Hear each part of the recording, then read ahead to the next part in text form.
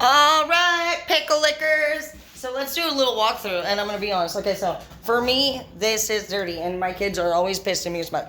If I even see the crumbs, don't mind my cigarette. That is not mine. Who left that there?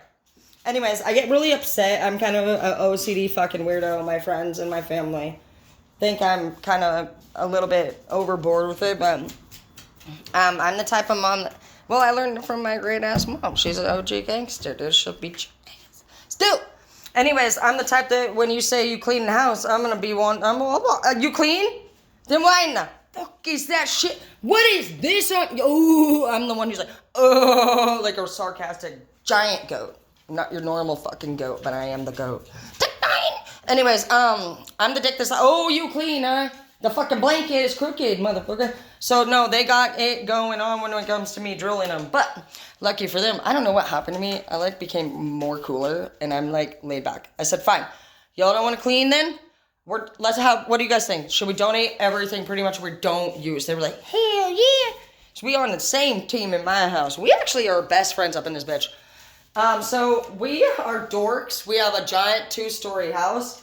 And, a lot of extra space. We have this whole room over here. I'm not going to lie. I really love this particular room personally. I need to go and get paint. And obviously you can see here that I was going through my depression with Zeke and the breakup. And I was transitioning from a very toxic, codependent type of person to learning that I even was one of those. I didn't know it even at the time. I was codependent. I thought I was doing everything the correct way. So I did things the way that I do. Blah, blah, blah, whoop-dee-doo. Anyways, I've changed quite a bit. I think it helped to let a lot of my... I've been able to... I've released some stuff that was holding me back. And what holds us back is things that were hurt from him that we don't understand quite yet. And you might think you understand it, but if it's bringing you down and it makes you feel icky, you still are carrying something within that problem that you are looking at in a way that is respected, and the way you see things is valid. It is so valid. It's so important. But you're missing one little piece, and we're going to figure whatever that is out together. And if you watch my videos from my other channels, you will be able to follow this entire process. And I'll tell you what, I have went through very many weird things during this last 4 years, if not 7, because of my boss in 16 hung himself and I found him. And that was probably the 4th person that has died for me already.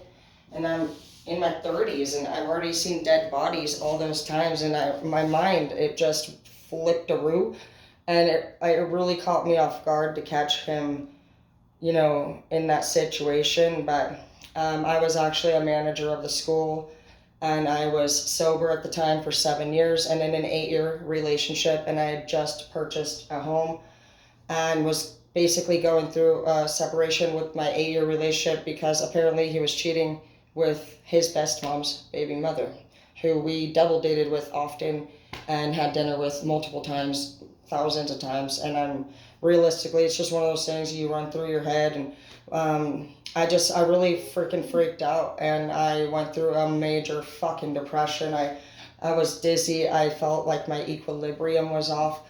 I was lost, and I don't do very well when I get upset. I'm the type of person that I'll go pretty manic, and I switch jobs. I will disappear. I go MIA. I will shut my phone off. I will change locations, and I always have a house, and I'm always working and making that money. But I do things in a very sporadic way, in a very manic way, and I also don't really let people get too close to me. I'm not somebody who goes to other people to solve problems. And I remember just feeling very bad and ill at the time. So you guys, if you're struggling with depression, I laid on the floor.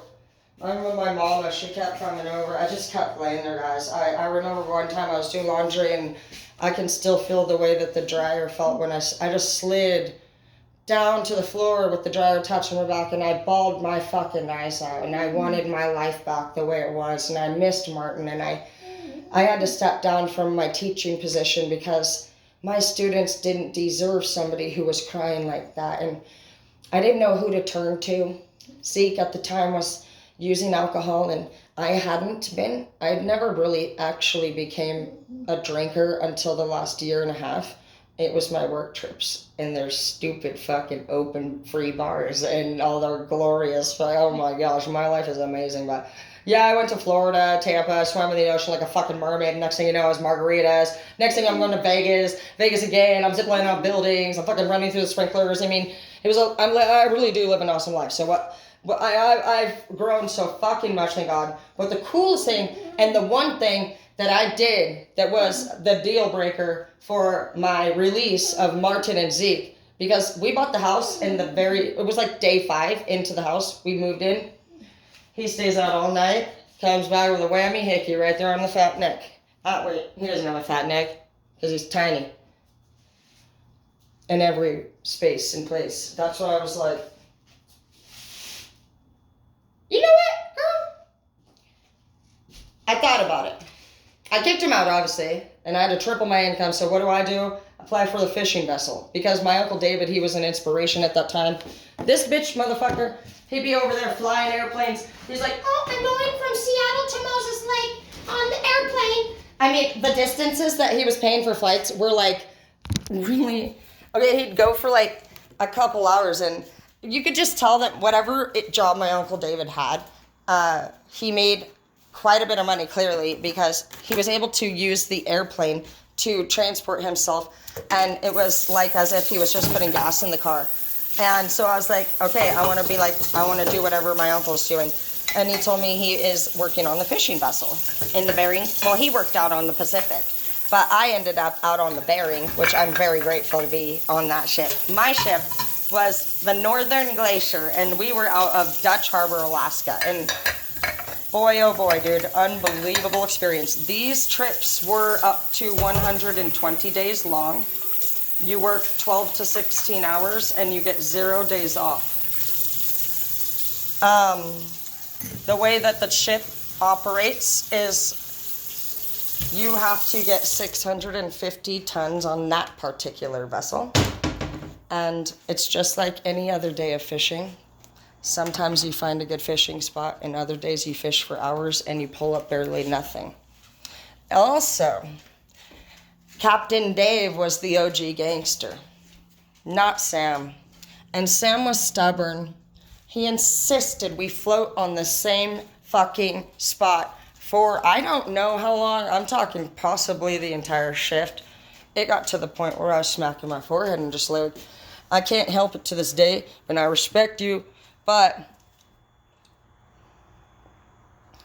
I'm talking, it was a head smacking amount of time that we spent in the same, and in my opinion, we just need to move forward pretty damn quickly if we're not getting the results that we want, because it was to the point where it had happened so many times that I actually was watching it and I was judging.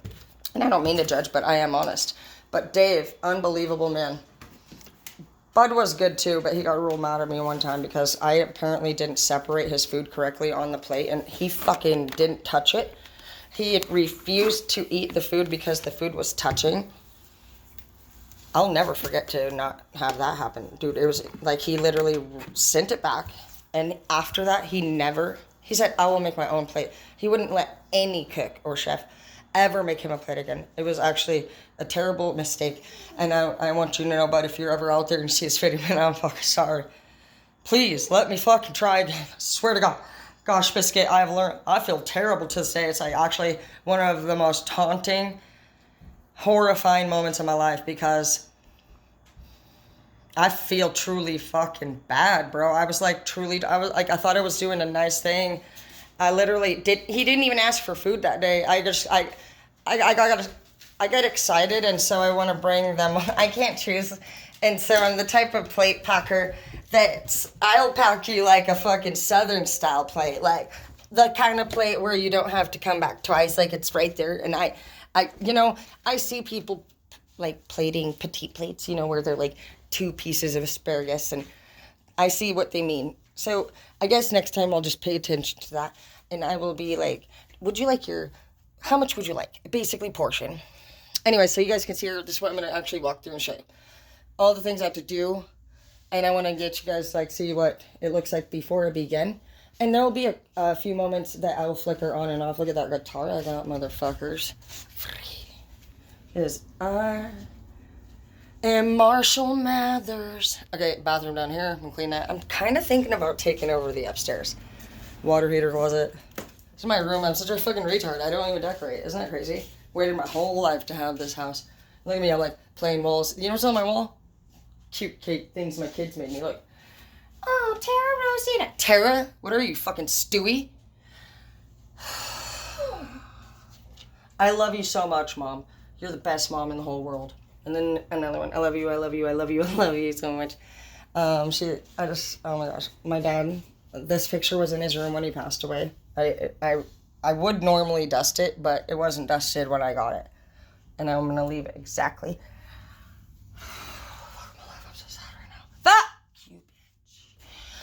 That's how I deal with pain. I got Tourette's syndrome and I start fucking exercising the whole situation and I wig out and I start getting mad cow disease. I foam from the mouth. I can't deal well with, I don't fuck around when I start. If I feel bad, I get mad. I'm a dinosaur. I'm a raptor. That's my favorite dinosaur in case you wanted to get me one. If you get me a raptor, a bear. What the fuck? Is somebody here? Hazel, get over now. No, my doors actually close a lot. Like, if the air, like, blows. But, to be honest, you guys, you want to know what happened to me? This is bullshit. When I bought my house 6.5 years ago, even with Mr. Hickey Boy, and guess what? Not just one of the girls that he made the mistake of leaving me for, but both of them have cellulite on their thighs, you guys. And one of them looks like Aerosmith.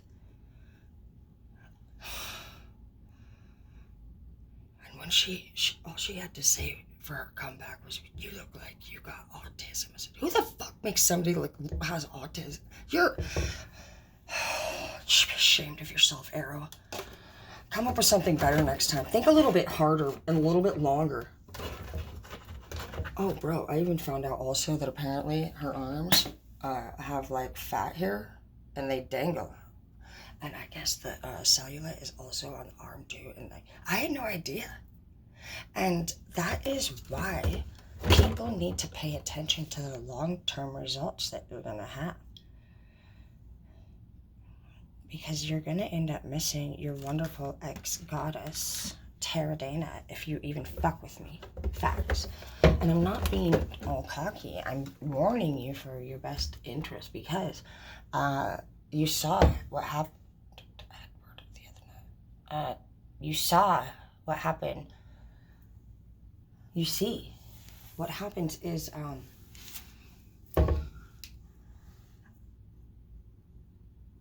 to be honest, you know what's the best thing, guys, for everybody? Is that most people try to just remain friends, because it's way funner when you're just doinking around. And then when you try to be all like serious about things, I don't know. It's like the fire is lost or something, don't you think? A little bit? I don't know. There's something I learned a lot. You know, when Lawrence, he helped me, he helped me learn a lot when he walked away from me, and he told me I couldn't treat people the way that I wanted, and Edward as well. And I learned a lot also with Chris Dempsey. I learned with him that you will transfer behaviors over from relationship to relationship. For example, man, I'm sorry, man, this sucks. Some of the things I have to say, dude, and it's like crazy because they sound so bad, but you know what? In a world where people waste time talking about each other's problems that are really sad things, let me be the one to be on blast, and I'll use myself. Excuse me. You guys, I have some really terrible things that I've done, but I want to teach about the process of being accountable and being honest and apologizing and recognizing things, and also forgiving yourself. And even if other people don't say that what you did, they forgive you, that's not part of it. The part that you need to do is just you behave. And this is actually a positive thing, because you're going to later be able to now help people go through this process yourself too. And that is how you actually do the complete cycle of a problem. So the cycle of a problem is that you have a situation occur. Why am I squatting? I have such bad ADHD. I'm like, getting out the cleaner, squatting, now we're going to do a Martin Luther King class. And then, you know what? It's just the way that I am. This is the way that I am. Things will never be the same.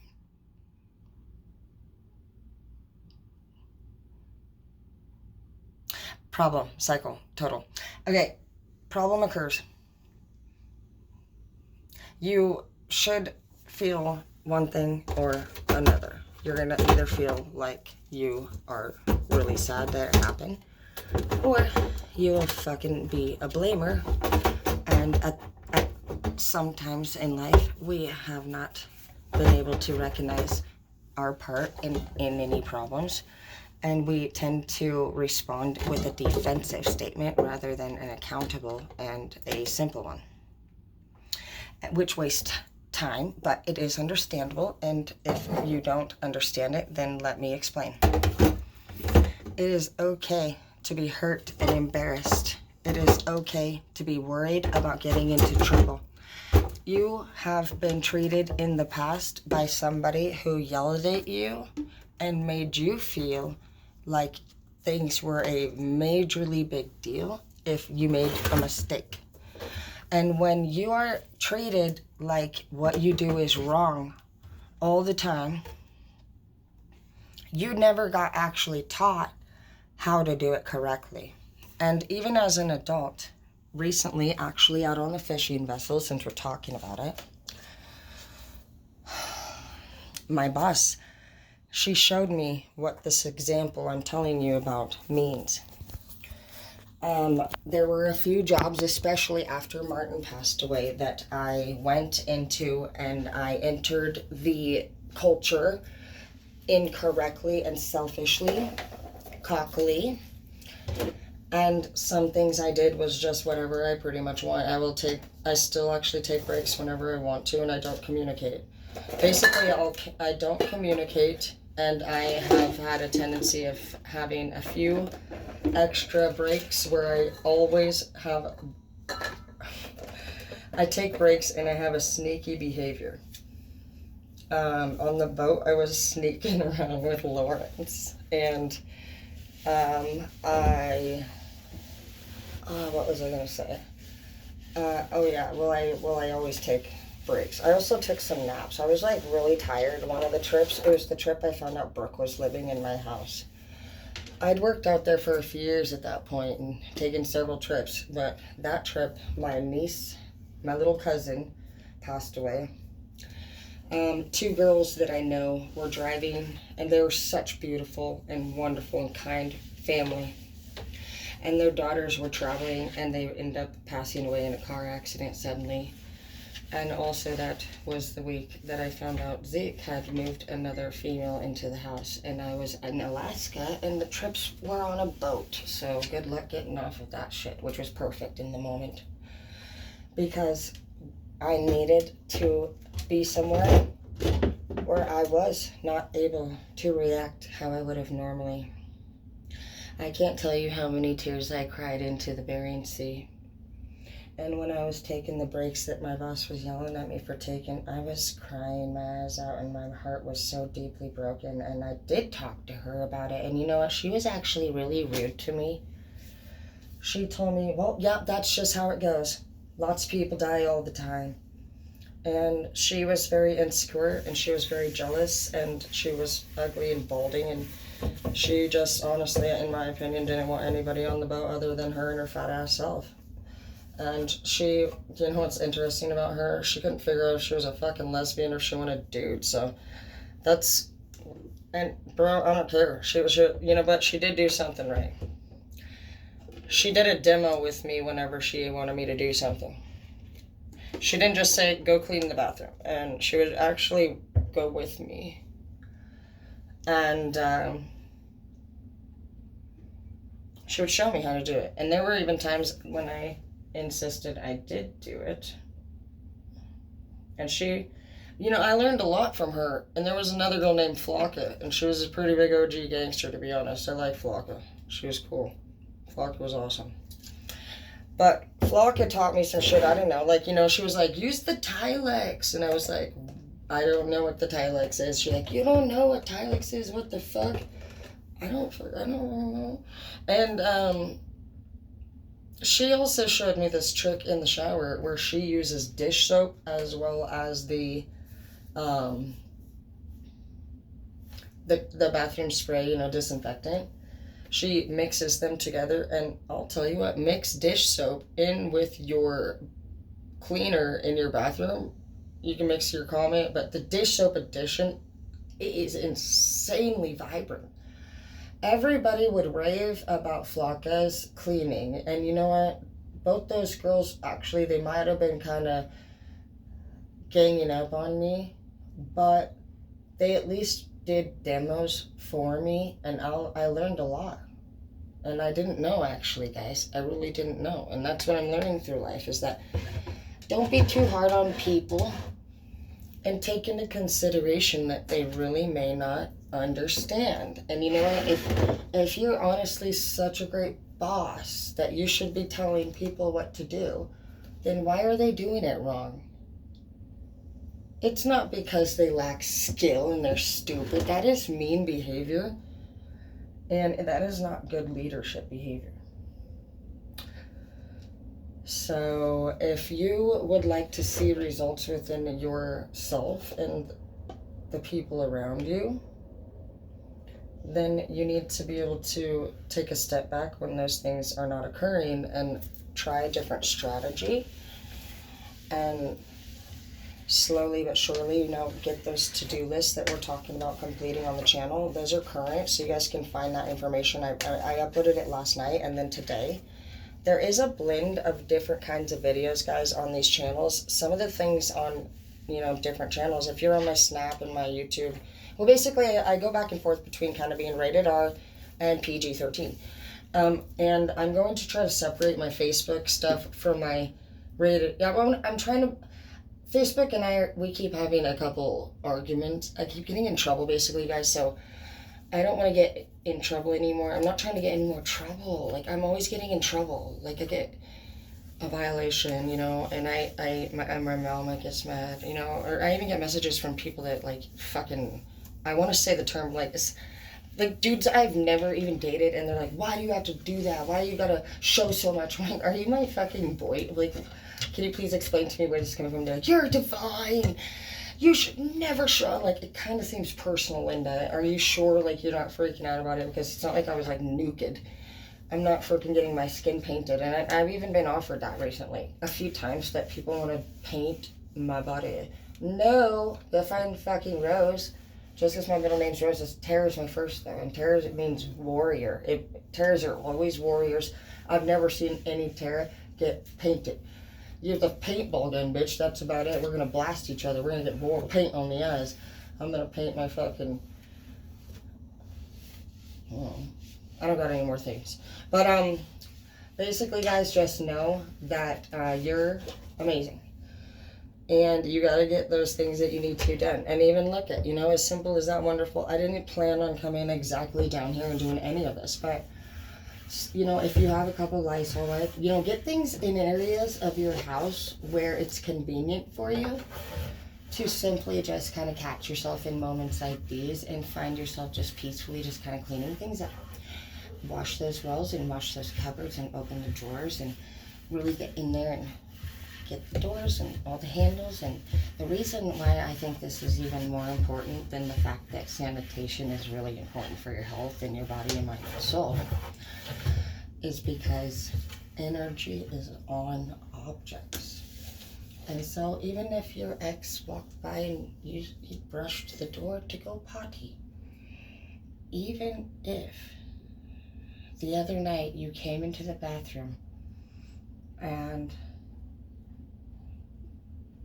did something in the bathroom that some people shouldn't be doing, and you woke up the next day and you think, do that again. Maybe you had a relapse. Maybe you bawled your eyes out in the bathroom. Maybe in the bathroom to use, I hear some, some of you, some things, a lot of bad things happen in the bathroom.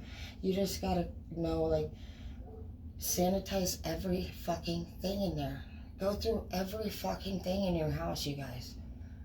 And take the time that you want to do it, but just know that if you don't release different things and you don't get every little crack and every little crevice, like, I'll tell you about that example. When Edward and I were really over, I was crying often. I was in deep, agonizing pain. And he was actually not being faithful the entire time I was crying. I didn't know what he was doing on his phone. I didn't know. But I found out that it wasn't just one. It was like literally a dating fucking addiction. And there was thousands and thousands of messages to other people. And I basically found out that that's freaky shit. How the door is opening and closing. That is freaky. What the fuck is going on? That is actually weird. 2 times. What the fuck? I'm actually scared of that. 2 times. How?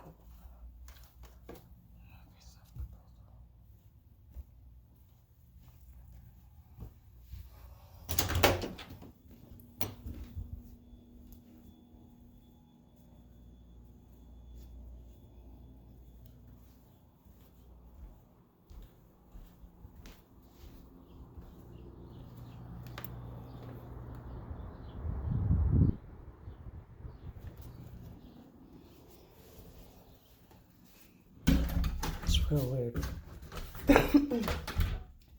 Anyways, bitch be laying there, 1000% not say a word. It's called stonewalling. Look it up if you have somebody you talk to that ignores you. Stonewalling. And, well, basically, I bawled it. I remember bawling at the end of the bed. I was really hurt. I was hurt so bad. It hurt me so much. It hurt me a lot. And he just never said... He never would respond. And even one day he walked by, I was like talking and he literally just backed me in the back side of the head. And we were not fighting in that moment. I look back now and I think he just like literally was annoyed with me. He hated me so much at that point that he wanted me to shut the fuck up. And so he just walked by and that's what his reaction was naturally. It was to backhand me in the fucking back of the head. And, we could be mad that somebody did that. But even I can look back to this day and figure out, like, what made him do that. Like, that was really random. What made him do that is that we were to a point in our relationship where he didn't like me anymore. And so everything I talked about became annoying. My voice was annoying. Nothing. When a man is done, they check out. So everything a woman says is just fucking a bird chirping. Annoying bird. A fucking rooster on a fucking Saturday morning at 5 a.m. So that's why he did it. And it wasn't right, but I know now that when my man be telling me, Tara, you gotta stop doing this, dude. I know he's not playing. Anyways, one night, though, when I was really, really over, he went upstairs pretty drunk. And he said he was making some Mexican chocolate milk that's not even brown, it's pink. And he fell downstairs, right there. You guys can still see the pink in there. I have not actually shampooed it, so that's something I need to put on my to-do list, because to be technical, that would be his energy. So you have to think about that, you guys. You got to go deeper than the surface stuff, and you got to think, what in the fuck in this place could possibly be making me feel icky? Well, yeah, you have your memories, you have your thoughts, you have your habits, you have your priorities, and you have energy lingering. So sanitize and take your shit seriously and put yourself first. You have a lot to do, a lot to learn. And the last thing we're going to be doing is getting distracted by what other people try to tell us that we're going to do, because this is not that time. Basically what's happening, you guys, is right now we're in this middle zone where you can either choose to keep doing what you're doing, or you're going to be left behind and everything that you wanted in life they're dipping out. Your opportunities are leaving.